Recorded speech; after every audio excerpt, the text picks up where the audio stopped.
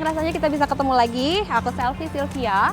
Dan untuk episode kali ini, aku akan mengajak kalian mengikuti kegiatan aku. Dan juga kita akan berbincang-bincang seru dengan salah satu atlet cabang olahraga anak muda berprestasi, yaitu salah satu cabang olahraga sepatu roda. Kayak apa kegiatan kita serunya nanti? Tetap ikutin aku terus ya.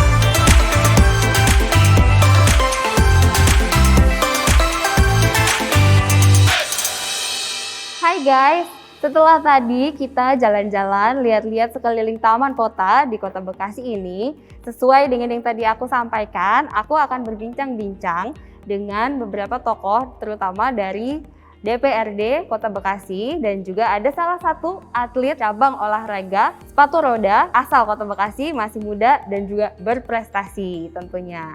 Di sini sudah ada Radhika Rais, namun sebelum kita berbincang-bincang ya Radhika Rais ya, kita sudah melakukan protokol kesehatan, jadi kita minta izin untuk buka masker karena kita sudah melakukan protokol kesehatan PCR dan juga vaksinasi 2 kali. Boleh dibuka maskernya? Nah, kelihatan kan muka-muka di sini sudah ada di samping saya Bapak Ketua DPRD Kota Bekasi, Bapak Khairul Rahman atau akrab disapa dengan Bang Coy. Sehat Bang Coy, apa kabar? Alhamdulillah sehat Mbak Sylvie. Ya. Kemudian di samping kiri Bang Coy ini ada Pak Nikodemus Gojang, anggota Komisi 1 dan juga Ketua Badan Pembentukan Peraturan Daerah atau Bapemperda Kota Bekasi. Kemudian di ujung sana ada Radhika Rais, atlet cabang olahraga sepatu roda yang juga udah banyak memberondong medali dari kejuaraan nasional dan juga internasional, betul? Ya. Apa kabar? Baik, alhamdulillah. Oke, nah aku minta izin waktu sebentar untuk ngobrol-ngobrol sama bapak-bapak dan juga kakak Radhika Rais di sini. Mungkin pertama aku mau ke Radhika Rais dulu, yang paling muda dulu ya. Yang paling muda dulu, atlet sepatu roda. Nah, kok kamu bisa memilih sepatu roda sih dan bisa memfokuskan sepatu roda ini sebagai olahraga kamu sampai kamu jadi atlet dan juga menang banyak medali? Itu tuh awalnya dari mana sih? Dari kapan juga? Ya, aku main sepatu roda itu awalnya di tahun 2010, sekitar hampir 11 tahun yang lalu. Aku diawalin dari latihan di GOR Kota Bekasi, di klub BIK. Aku dulu main awalnya juga pasti cuma senang-senang aja, buat have fun aja, buat ngisi waktu-waktu libur. Tapi seiring berjalannya waktu, aku lihat ada prestasi di situ, ada jalannya buat jadi ada prestasinya. Akhirnya aku tekunin setiap hari, latihan setiap hari, cari motivasi gimana caranya biar bisa menang, bisa dapat medali. Akhirnya seiring berjalan waktu aku bisa menang Porda, PON 2004. Aku semua dimulai itu 2014, event tertinggi aku di Porda. Aku dapat 1 emas, 2 perak, 1 perunggu. Ya, aku ngebela Kota Bekasi. Aku ngebela Kota Bekasi itu dari 2014 udah. Terus di 2016 aku ikut PON. Aku di PON kemarin 2016 di Jabar juga dapat 1 emas. Terus kemarin di 2018 juga aku ikut Porda lagi, ngebela Kota Bekasi lagi, aku dapat 3 medali emas. Wow. Sama terakhir di PON kemarin aku dapat 1 perak, 2 perunggu. 1 perak, 2 perunggu di PON Papua kemarin ya? Iya, aku ngebela Jawa Barat. Oke, banyak gak sih yang minat untuk jadi gabung sama komunitas atau klub-klub sepatu roda di sini? Kebanyakan sih kalau yang baru-baru awal buat join klub biasanya anak-anak kecil, umur di bawah 10 tahun atau di bawah 5 tahun, bahkan ada anak-anak balita umur 4 tahun tuh banyak yang mereka baru bisa jalan, belum bisa kenceng, baru bisa cuman langkah-langkah. Mereka banyak yang ikut karena awalnya itu cuma main-main senang-senang aja. Tapi kebanyakan kalau misalnya yang mau berprestasi biasanya dia dari kecil, karena kalau dari kecil kan dia ada jenjangnya. Kalau pas di kejurnas dia ada kejuaraan, ada kelompok umur. Jadi ada kelompok umur A, B, jadi ada yang di bawah 8 tahun, di bawah 10 tahun. Jadi kalau misalnya udah masuk umur 12 tahun, biasanya dia lawannya udah yang kenceng-kenceng tuh, udah yang jago-jago. Tuh guys, jadi kalau misalnya memang mau coba merintis untuk fokus di dunia olahraga, bisa dari kecil ya, Ya. sedari dini, bahkan di bawah 5 tahun pun sudah bisa. Tapi kamu latihan di sini, dari sarana prasarana itu memadai ya, semua aman ya. Untuk anak kecil di sini aman ya. Kalau dibilang aman sih, ya kita berdoa aja ya. Soalnya itu lapangan juga udah banyak yang retak-retak, udah banyak yang bolong-bolong. Cuma ditambal pakai semen yang sebenarnya itu malah tambah bikin bahaya kan, soalnya semen tuh licin, beda sama Oke. permukaan yang lain. Jadi harusnya kita udah di-upgrade banget sih lapangan ini, karena banyak banget atlet dari Kota Bekasi ini yang udah keluar Kota Bekasi karena mereka mikir di luar Kota Bekasi ini bisa lebih maju gitu mungkin ya. Jadi mereka di Kota Bekasi ini tuh mungkin dari sepatu rodanya gitu-gitu aja, jadi mereka akhirnya mikir buat pindah ke daerah lain. Oh gitu ya. Berbicara mengenai sarana dan prasarana, di sini pun ada Pak Niko Demus Gojang. Sebelum ke Pak Khairul-Rahman, saya mau tanya dulu nih ke Pak Niko. Sudah ada belum sih Pak peraturan daerah yang mengatur ataupun dibentuk untuk mendukung keolahragaan di Kota Bekasi gitu Pak? Ya, jadi makasih Mbak Selvi.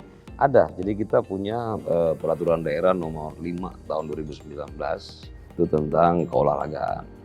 Dan dalam peraturan daerah itu mengatur semua secara universal yang turunannya dari Undang-Undang 3 tahun 2004. Dan ada Perpresnya, ada PP-nya, peraturan pemerintah tahun 2007 yang juga mengatur tentang sarana prasarana, kemudian atlet. Nah, semua sudah diatur dalam perda itu. Nah, tinggal mungkin terkait tadi prasarana dan sarana dan prasarana ini memang harus menjadi perhatian kita bersama. Sini juga ada Pak Ketua DPRD, Bang Coy. Artinya ini bisa menjadi perhatian kita bersama bagaimana kemudian kita bergandengan tangan bersama pemerintah Kota Bekasi dalam hal eksekutif untuk benar-benar fokus bagaimana teman-teman atlet ini yang berprestasi ini benar-benar lebih diperhatikan, di-upgrade. Apalagi sarana prasarana tadi, dan sudah ada penunjang adalah peraturan daerah tadi. Artinya nggak ada alasan lagi pemerintah itu untuk tidak memperhatikan terkait dengan sarana prasarana. Ada perdanya loh, ada aturannya yang kemudian mengatur soal itu. Tinggal keinginan kita aja, bagaimana ingin agar atlet-atlet ini tidak lari keluar. Artinya tetap di Kota Bekasi dan berprestasi di Kota Bekasi gitu loh Mbak. Tapi nanti dari Perda ada lagi sebagai pelaksana di peraturan wali kota Nah, gitu itu ya. bisa dibuatkan juga, misalkan khusus untuk sepatu roda, nanti mungkin kita bisa mendorong agar wali kota membuat peraturan wali kota terkait dengan tadi mungkin prasarananya atau sarana daripada inline skate ini atau sepatu roda ini kemudian bisa lebih internasional lah. Karena kan ada ukurannya Mbak, ada ukurannya. Tadi saya tanya Mas Radit, katanya 200 meter itu untuk arena sepatu roda. Tracknya ya. Artinya kenapa tidak kalau misalkan usulan daripada cabur itu sendiri mengusulkan agar dibuatkan lapangan yang representatif sehingga mereka bisa terus berprestasi. Ada gak sih kebijakan yang memang khusus untuk mendukung Kota Bekasi ini menjadi industri olahraga seperti itulah ya? Iya Mbak, mungkin kalau kita lihat dari belakang kita ini Stadion Patriot Candrabaga, satu stadion yang sungguhnya sudah dibangun sejak lama. Dulunya namanya Stadion Bekasi Mbak Selvi, dibangun tahun 1980, diadakan jelang Porda Jabar keempat di Bekasi, lalu nggak salah 1984, lalu kemudian renovasi tahun 2012, lalu diresmikan saat Wali Kota Pak Dr. Rahmat Effendi dengan wakil wali kotanya Ustadz Ahmad Syekhu. Diresmikan sungguhnya tanggal 11 Maret 2014, 17 tahun lah ya kira-kira ya, saat HUT Kota Bekasi yang ke-17.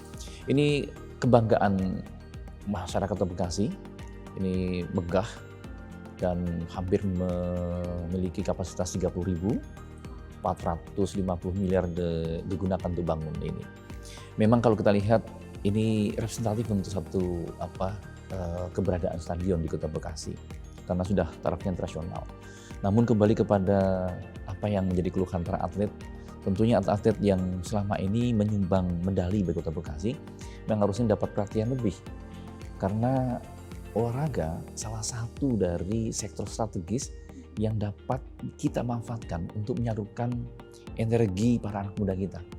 Radika, Rais, salah satu saja dari sekian banyak profil anak muda kita yang memang perlu tempat panggung untuk mereka tuh mengeksplorasikan dirinya. Seperti katakan Mbak Silvi tadi benar, memang perlu ada satu rencana atau plan yang disepakati antara Dinas Pemuda Olahraga, kemudian KONI, kemudian Pengcap ataupun pengurus cabur terkait, sehingga secara strategis kira-kira rencana ke depan kita itu mana sih cabang olahraga yang menjadi unggulan kita, lalu kemudian mana sasaran harus kita prioritaskan. Karena otomatis dia harus ada perencanaan, ada prioritas karena memang terbatasnya anggaran. Tapi kembali kepada cabang olahraga yang sudah banyak memberikan prestasi, tinggal bagaimana mencari lahan yang memungkinkan untuk itu. Setelah itu dibuat rencana jangka panjangnya apa saja cabur-cabur yang memang membutuhkan. Tidak hanya mungkin sepatu roda, mungkin nanti cabang olahraga yang sudah prestasi misalnya judo, panjat tebing dan sebagainya. Kelihatannya memang kita butuh dukungan anggaran. Nah, kami di DPRD sangat concern untuk membantu penganggarannya sepanjang direncanakan, dan kita mendorong agar pemerintah kota bicara dengan KONI mesepakati apa saja perencanaan yang perlu disusun sehingga satu demi satu para atlet kita mendapatkan ruang untuk mengaktualisasi dirinya dengan sarana yang memadai. Selebihnya mereka waktunya untuk berprestasi. Itu mungkin kira-kira Mbak Silvi. Mungkin ada Bang Coy ya membuat sebuah kebijakan terkait olahraga ini, tapi boleh gak dijelaskan lagi kepada teman-teman apa sih dasar untuk membuat sebuah kebijakan itu terkait olahraga ini ya mungkin terutama. Perda gitu Mbak ya. Iya. Memang kalau lihat perda ini memang basisnya adalah kebutuhan masyarakat. Nah tinggal siapa yang kemudian melihat peluang itu lalu kemudian kita buat regulasinya, sehingga regulasi ketika nanti dirumuskan bahkan ditetapkan benar-benar mampu menjadi solusi bagi permasalahan yang dihadapi oleh masyarakat maupun pemerintahan. Sama dengan perda keolahragaan, kita melihat ini kayaknya perlu nih payung hukum yang memungkinkan pemerintah kota mendesain satu kebijakan sekaligus penganggarannya, tidak hanya aspek sarana prasarana namun juga kesejahteraan atletnya, hingga sampai kemudian masa depan atlet bisa dipikirkan menjadi satu kebijakan yang terpadu. Nah inilah kelihatannya Mbak, perda itu kita gulirkan, tentu dengan harapan menggunakan tahun 2019 kan perdanya dibuat Bang Niko ya. Ini tahun kedua, tentunya kita berharap keseriusan untuk memanfaatkan perda ini yang sudah kita susun dengan sengaja, fokus untuk tidak hanya mendorong prestasi anak-anak muda kita, sekaligus untuk menggairahkan Kota Bekasi yang tadi Mbak Silvi katakan, kota yang layak menjadi industri olahraga. Kelihatannya masih jauh, tapi minimal gambaran kita, ideal kita kemana sudah jelas. Tapi memang luar biasa ya Kota Bekasi ini guys, kita sudah punya GOR dan stadion yang begitu megah ya Pak. Kemudian di sini juga pokoknya bisa melakukan berbagai macam olahraga rekreasi, olahraga prestasi, latihan juga di sini kan. Untuk olahraga pendidikan juga bisa dilakukan di sini, gitu sih. Oke, kalau gitu terakhir ke Radika Rais, nih aku mau nanya, ada harapan lagi nggak sih yang mungkin bisa disampaikan, karena di sini kebetulan ada Ketua DPRD dan juga anggota dari DPRD, anggota Komisi 1. Boleh? Kalau dari aku sih, harapan aku sebenarnya kan kita pasti kalau ngeliat rumput di tangga pasti lebih hijau. Tapi kita pasti bisa ngeliat rumput kita lebih hijau kalau kita bisa ngerawat rumput kita sendiri. Kalau misalnya yang deket aja kita ngeliat ke Kabupaten Bekasi aja. Aku kemarin di Platda Jawa Barat itu latihan di sana, itu lumayan udah standar nasional. Minimal kita kayak gitu aja, aku yakin kita bisa bersaing banget di sepatu rodanya. Dan banyak banget hal-hal yang lain kalau misalnya kita ngeliat dari rumput tetangga. Tapi aku yakin buat Kota Bekasi pasti pemerintahnya kedepannya pasti bakal care banget sama atlet Kota Bekasi. Terus juga yang aku mohon banget sih pasti lapangan itu penting banget buat direnovasi, sama eh, maintain per bulan itu yang kita sangat butuhkan. Dan setelah jadi atlet ini kita mau jadi apa? Setelah jadi atlet ini apa kita masih dipakai? Kita terakhir kemarin di Kota Bekasi berprestasi, mudah-mudahan ada penghargaan di sana. Ya buat kedepannya setelah jadi atlet ini apakah kita bakal dihargai kayak gitu. Terus juga buat renovasi lapangan sepatu rodanya, dan banyak banget sebenarnya yang atlet-atlet kita butuhin, tapi alasannya selalu sama, keterbatasan dana, tapi alasan itu nggak bisa bikin kita apa-apa. Kita butuh dananya untuk berprestasi, itu yang paling penting. Dan harapan aku mudah-mudahan pemerintah bisa lebih care lagi sama kita, kayak gitu aja. Luar biasa, langsung didengar oleh Ketua DPRD.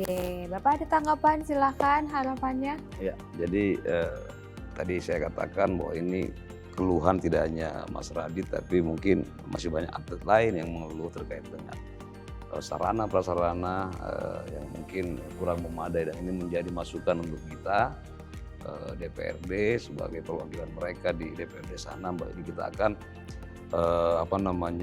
terus memperjuangkan.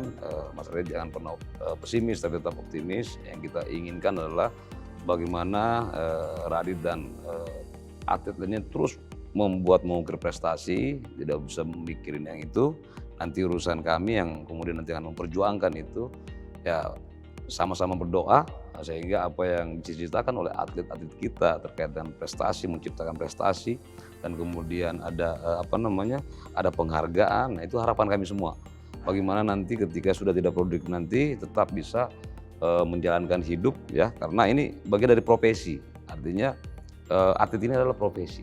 Kalau itu menurut saya, sehingga harus terus kita rawat, dan kemudian ini menjadi jaminan daripada pemerintah, sehingga tidak ada lagi atlet-atlet kita yang dari Bekasi ini kemudian keluar dari Kota Bekasi masuk ke daerah lain karena memang lebih menjanjikan. Karena tentunya ya teman-teman atlet ini kan tadi salah satu marketing kita daerah untuk memperkenalkan daerah kita di luar sana sampai ke internasional bahwa ini loh Kota Bekasi, ya kan. Nah, dari mana? Salah satunya dari prestasi para atlet, sehingga harus benar-benar diperhatikan. Nah, itu gitu Mbak. Terima kasih Pak Niko. Terakhir nih kata pamungkas dari Bapak Ketua DPRD, silahkan Bang Coy. Iya, yang pertama saya apresiasi kepada anak muda Bang Radika itu, Mas Radika, Rais. Ini keinginan anak muda kita untuk memberikan prestasi yang membanggakan, mengharumkan Kota Bekasi, sesuatu yang perlu apresiasi. Yang kedua, ke depan memang Kota Bekasi tidak hanya perkembangan infrastruktur bangunan, namun membangun sektor olahraga, menjadikan Kota Bekasi kondusif bagi tumbuh kembangnya anak muda kita.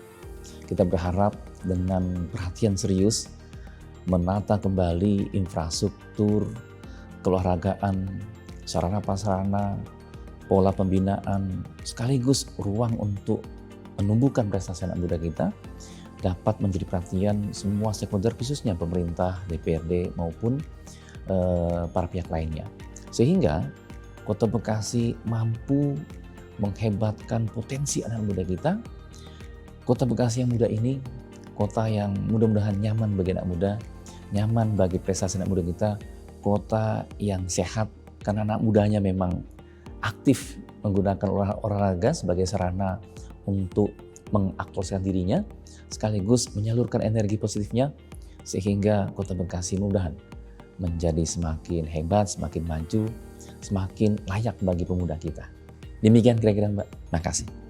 Terima kasih banyak Bang Coy, Pak Khair Rahman, Pak Nikodemus Gojang, dan juga Radika Rais. Guys, itu tadi perbincangan kita seru sekali terkait seputar sepatu roda dan juga bagaimana Kota Bekasi ini memang ingin menumbuhkan atlet-atlet yang memang berasal dari Kota Bekasi untuk bisa terus berprestasi dan juga terjamin hidupnya sampai jangka panjang. Amin ya, semoga itu terwujud. Amin. Dan Bekasi menjadi industri olahraga.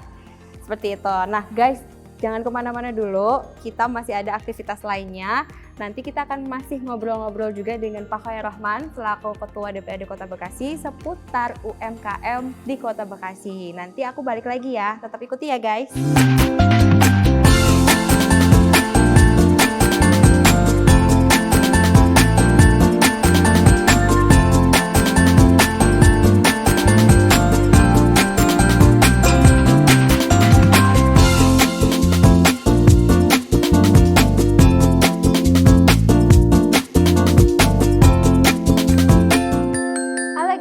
ketemu lagi sama aku Selvi Sylvia. Seperti yang tadi udah aku sampaikan, kalau abis segmen tadi kita akan berbicara atau membahas seputar UMKM, usaha mikro kecil menengah di Kota Bekasi. Seperti apa?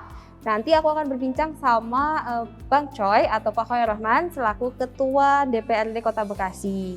Nah, kita langsung aja ya, tapi sebelum itu lagi-lagi nih aku minta izin buka masker karena aku sudah melakukan protokol kesehatan dengan PCR dan juga vaksinasi 2 kali. Kita langsung aja nih sapa dulu Bang Choi. Bang Choi, kita udah ganti baju nih. Iya, saya yang belum balik baju malah. Dengan gaya-gaya yang sudah anak muda banget ya. Kita akan bahas seputar ini Bang Choi, usaha mikro kecil menengah ya di Kota Bekasi. Nah, sebenarnya kalau misalnya aku nih mau ikutan aku ikutan UMKM di Kota Bekasi. Boleh tahu nggak sih Pak, apa aja sih kriterianya? Oke. Nah, sebelum itu boleh Mbak ya, mungkin kita luruskan kembali bahwa dengan adanya Undang-Undang 11 tahun 2020 yaitu Cipta Kerja, sekarang di Kota Bekasi yang hanya menjadi kewenangan kita sama dengan pemerintah kabupaten itu usaha mikro saja. Usaha mikro Betul, saja. berarti bukan UMKM tapi UM saja, usaha mikro. Kenapa demikian? Memang dibatasi kewenangannya untuk pemerintah kota hanya berwenang untuk mengelola, membina yaitu usaha mikro dengan dengan modal dasar maksimal sampai 1 miliar. Sementara untuk nilai penjualan bisa sampai 2 miliar. Nah, ini tentunya menjadi bagian bahwa usaha mikro saja yang kita bina, termasuk koperasi. Untuk UMKM semuanya sangat sederhana, bahkan siapapun bisa. Tidak hanya perempuan, pemuda, ibu-ibu, nenek-nenek, kakek-kakek pun boleh. Berarti saya yang penting pokoknya ada keinginan untuk usaha, silakan. Karena memang menjadi salah satu ciri negara maju adalah persentase warganya yang menjadi pengusaha atau wirausaha. Dan memang kalau kita lihat dari angka indeks atau rasio jumlah pengusaha dibandingkan jumlah warganya, kita masih kecil, di bawah 3 gitu ya, bahkan nggak sampai 2. Ini perdebatan dalam angka, namun memang masih sangat terbatas. Ini untuk menunjukkan jiwa kewirausahaan di Indonesia menjadi kendala. Ada mindset yang perlu kita tumbuhkan sebelum kita berusaha. Karena memang tidak mudah, tapi juga bukan sesuatu yang sulit gitu ya. Yang penting ada niat. Nah, tinggal bagaimana peran dari pemerintah daerah untuk melakukan pembinaan. Nah, saya katakan siapapun bisa. Sekarang dengan online single submission, di mana seorang langsung bisa mendaftarkan di mana saja secara online, langsung ke pusat yaitu pemerintah pusat, mereka cukup dengan IKTP, KK, dan surat keterangan berusaha dari ketua RT, di-upload mereka bisa mendapatkan nomor induk berusaha, NIB. Langsung. Dapat nomor induk Dengan cara demikian, maka usaha yang dibuat legal. Baik dia untuk mencari modal, untuk kerjasama dan sebagainya. Ini sebenarnya semakin mudah.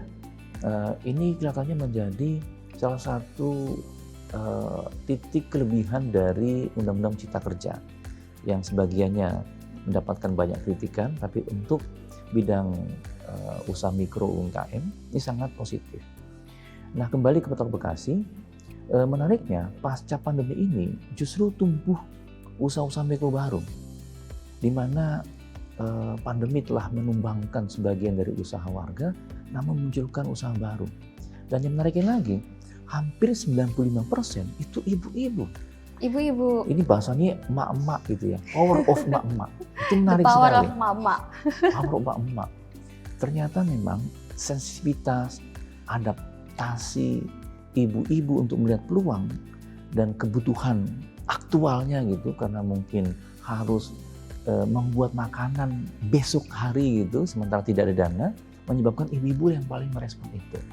Dan ternyata secara alami terbentuk di komunitas WA, WhatsApp, lalu mereka bergerak mencari potensi, yang biasanya enak membuat sambal menjadi usaha sambal yang bagus buat pempek, buat pempek. Nah ini yang terjadi. Dan lebih-lebih lagi, kita melihat beberapa komunitas sangat maju untuk melakukan pembinaan langsung kepada komunitasnya.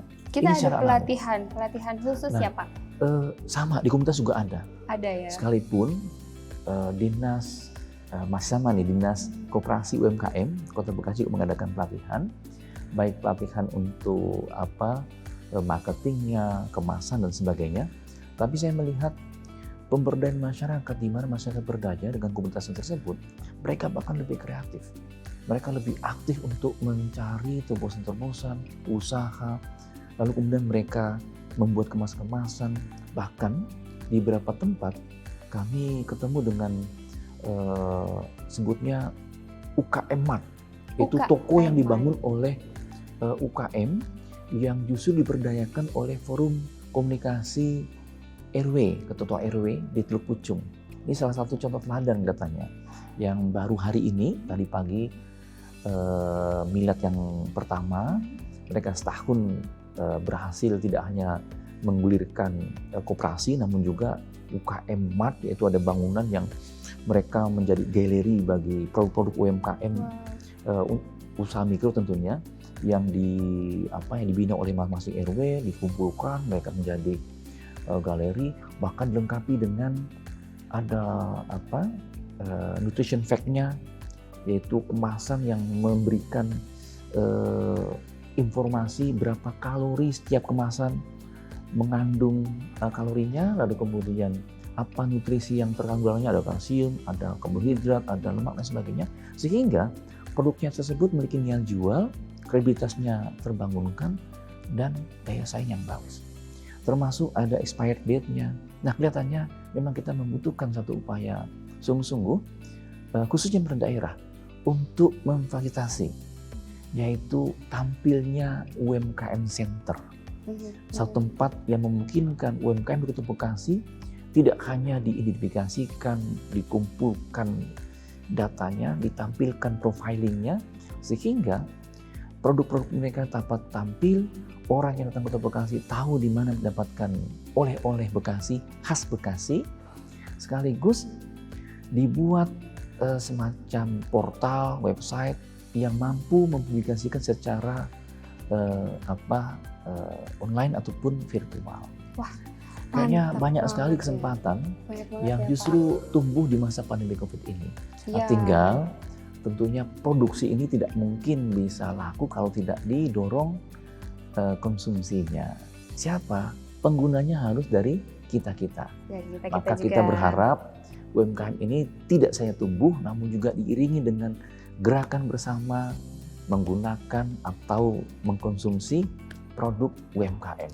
Sehingga Gunakan otomatis akan produk-produk semakin usaha baik. mikro Kota Betul. Bekasi ya. Betul. Kalau berbicara produk nih Pak, boleh dijabarkan apa aja nih Pak produk-produk yang ada di UMKM Kota Iya. Bekasi? Menarik Mbak, hampir 70% ternyata makan minum. Sudah Makan kuduga. minum. Betul.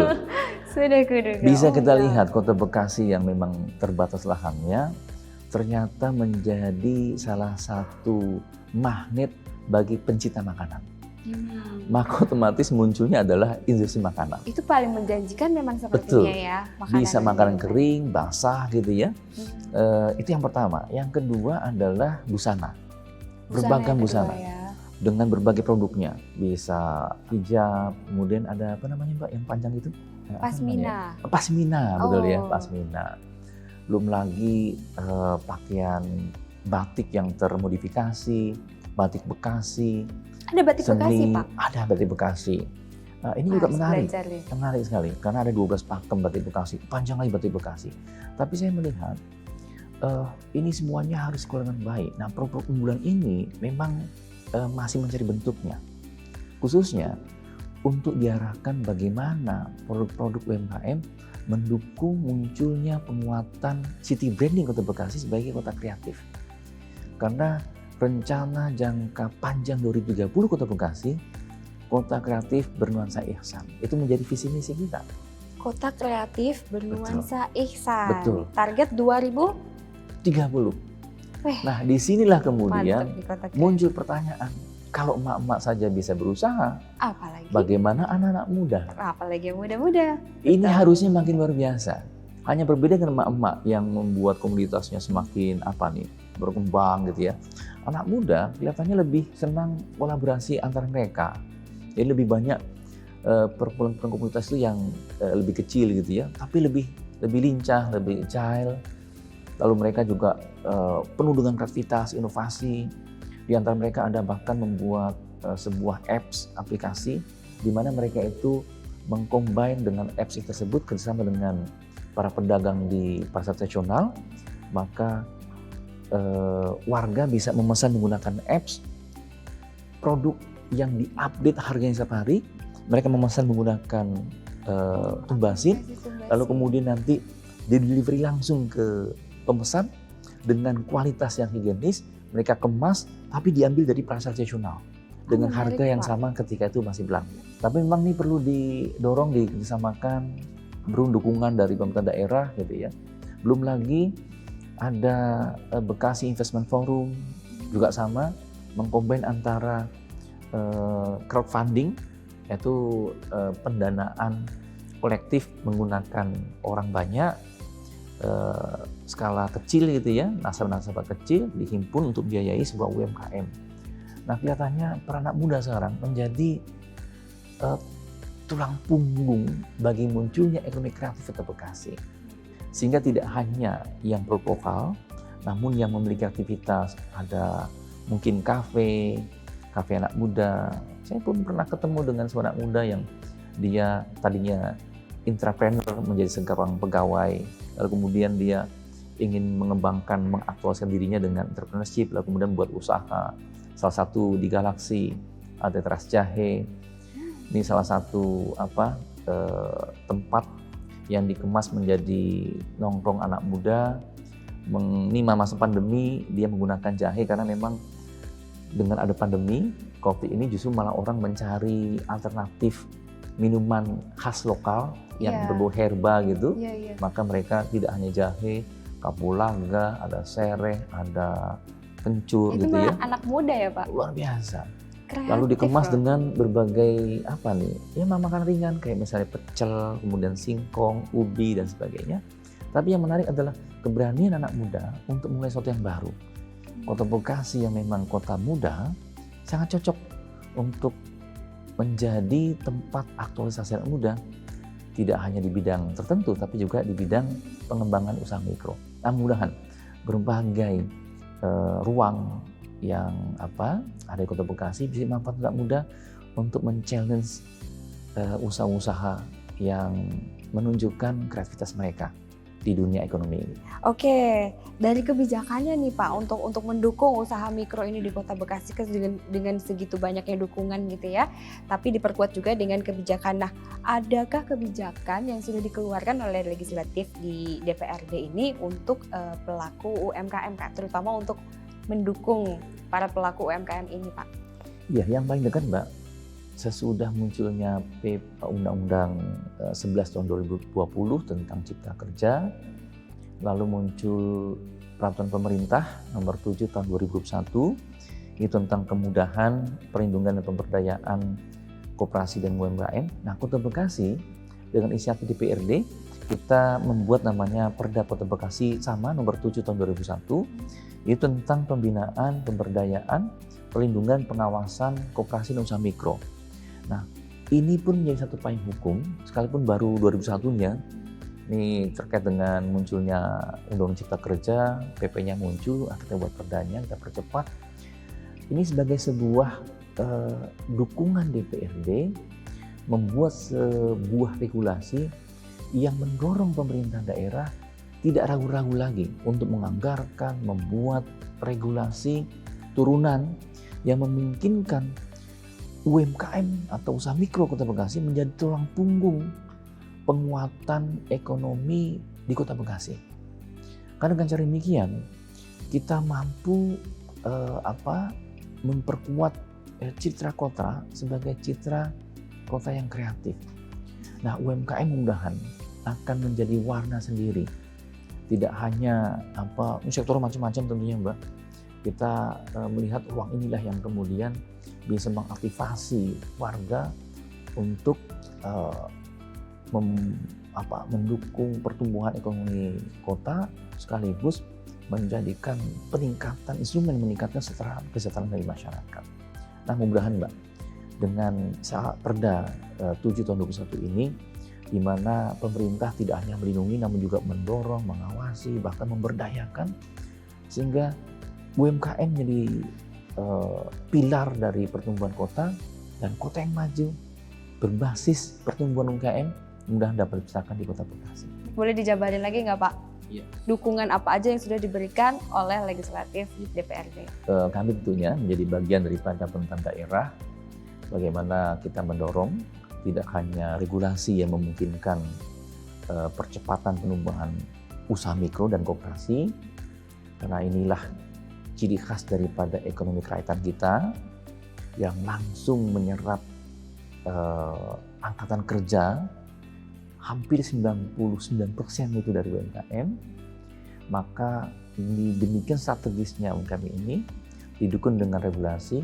Tinggal bagaimana pemerintah daerah mengemas program-program kerja yang nanti dapat dianggarkan, didukung anggarannya oleh DPRD, sehingga setiap tahun bisa ada insentif, ada fasilitasi, ada kemudahan yang memungkinkan UMKM mengetahui akses untuk mendapatkan perizinan, dimudahkan untuk mengurus perizinannya, bahkan gratis untuk item tertentu yang memang selama ini berbiaya, baik dalam kaitan dengan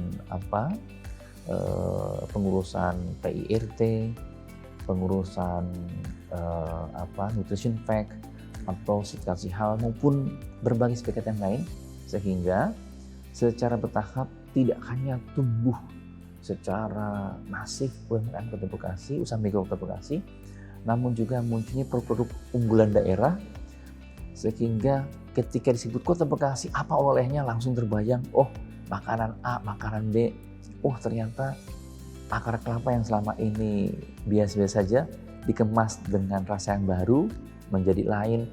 Ada mungkin keripik atau emping rasa jengkol yang khas Bekasi, atau pucung gabus yang dikemas baru. Ada yang kemudian menjadi kemasan kaleng dan sebagainya. Kita berharap Kota Bekasi bisa maju berbasis dari penumbuhan usaha mikro kita dan koperasi kita. Karena dengan itulah kelihatannya warga ini akan diberdayakan dan sekaligus menjadi pelaku subjek dari pembangunan itu sendiri. Saya mau nanya harapan dari Bang Coy ini apa nih selaku Ketua DPRD Kota Bekasi atau ya legislatif di DPRD Kota Bekasi untuk pelaku usaha mikro di Kota Bekasi. Ya, yang pertama Mbak, ini karena usaha mikro ini sangat besar peluangnya, di mana pandemi telah merubah tidak hanya cara kita berinteraksi, cara kita bekerja, bahkan perilaku konsumen berubah, maka tentunya menjadi peluang juga tumbuhnya usaha-usaha mikro baru. Nah, bagaimana pemerintah kota mampu mengklasterisasi, lalu melakukan inkubasi, sehingga tidak hanya tumbuh, namun juga dibina, kembangkan, sehingga lahir produk lokal yang memiliki daya saing, sehingga memperkuat daya saing daerah kita, sekaligus wujud brand ke depan Kota Bekasi sebagai kota kreatif dapat diwujudkan dengan berbagai produk lokal maupun tumbuhnya wajah-wajah usaha baru di Kota Bekasi. Tidak hanya ibu-ibu atau mama, namun juga anak-anak muda kita. Dengan demikian, Kota Bekasi semakin maju, sejahtera, dan hebat. Terima kasih Pak Khoirrohman, dan benar-benar pembahasan tentang UMKM ini bikin saya menggebu-gebu nih, jiwa entrepreneur saya langsung menggeliat, saya jadinya penasaran ya, jadi pengen berpikir untuk usaha apa sih ya, karena ternyata di sini tuh usahanya tuh makanan dan minuman itu paling banyak ya Pak ya, paling digandrungi. Kemudian yang kedua adalah busana. Betul. Iya betul ya. Terima kasih banyak Bang Coy atas Sama-sama, informasinya, bincang-bincangnya juga. Sehat selalu Bang Coy. Alhamdulillah, semoga selalu sehat. Amin. Amin. Terima kasih. Guys, itu tadi perbincangan kita bersama dengan Pak Khoirrohman selaku Ketua DPRD Kota Bekasi seputar UKM atau usaha mikro di Kota Bekasi. Gitu. Dan ternyata peluangnya di sini sangat besar. Jadi untuk kalian teman-teman di sana yang minat ataupun ingin cari tahu lebih lanjut, langsung aja cari-cari informasinya di online juga banyak sekali. Nah, sampai di sini dulu perjumpaan kita dalam episode kali ini. Tadi kita udah jalan-jalan keliling taman kota, ngobrol-ngobrol bersama atlet, juga membahas tentang UKM di Kota Bekasi. Sangat kaya informasinya dan sampai jumpa di episode berikutnya. Tetap semangat, sehat selalu. Dah.